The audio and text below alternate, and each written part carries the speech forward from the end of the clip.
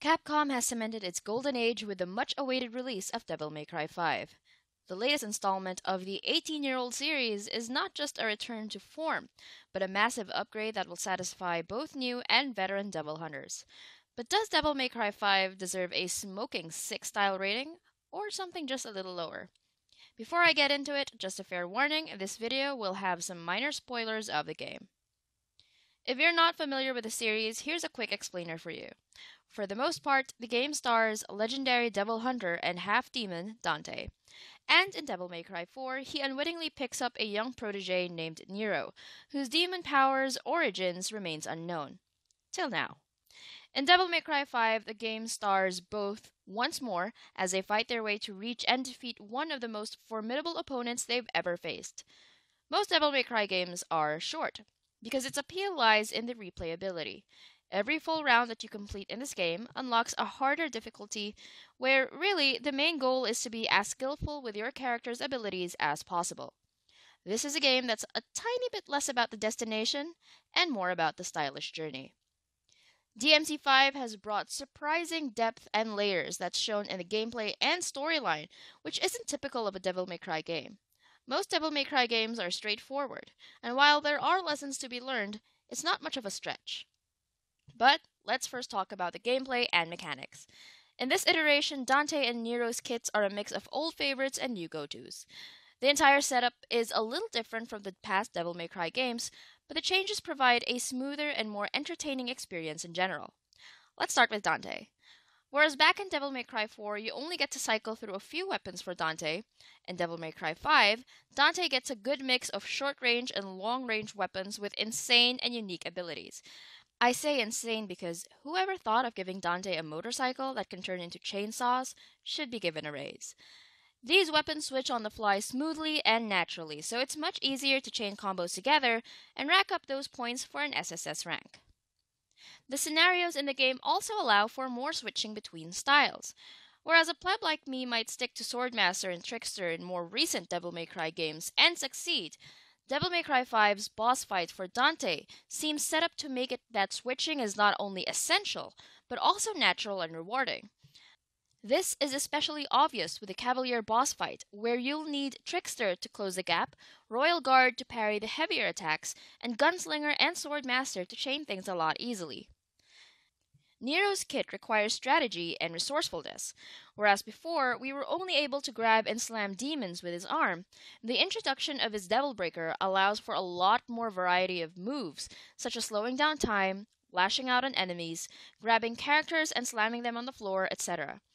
All of these moves have a catch.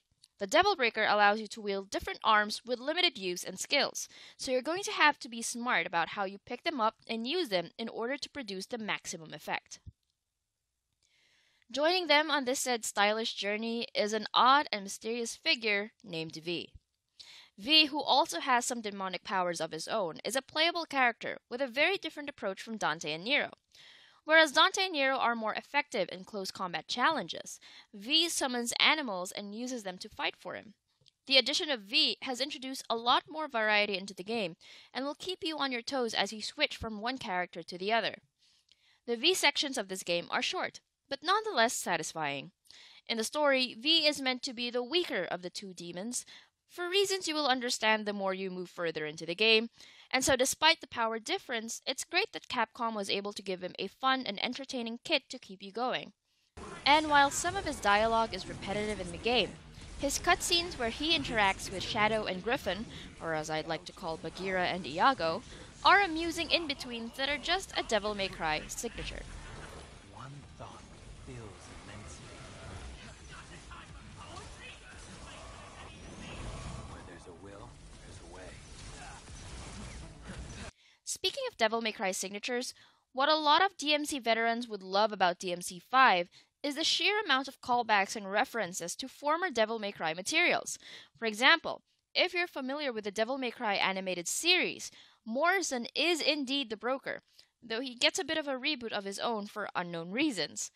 There's also a mention of Patty, a child that Dante once took care of in the past.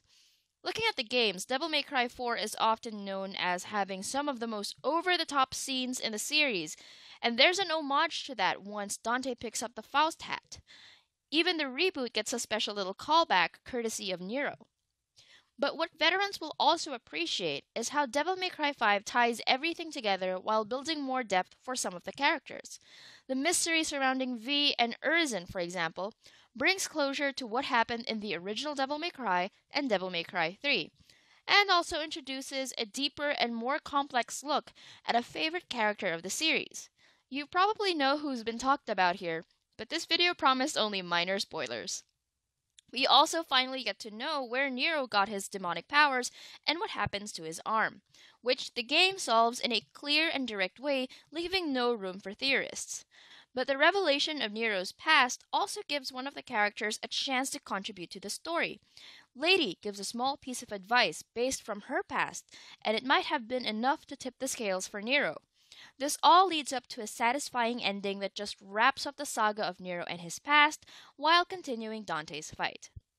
And you can relive that story and the entire game again and again, as is traditional of Devil May Cry games. This is when I realized you can actually defeat Urizen in the first part of the game and unlock another difficulty mode and a secret ending. I leave you to it. If there are a couple bones I have to pick though, it would be the awkward nudity, which thankfully isn't given so much attention in the game, and the online play.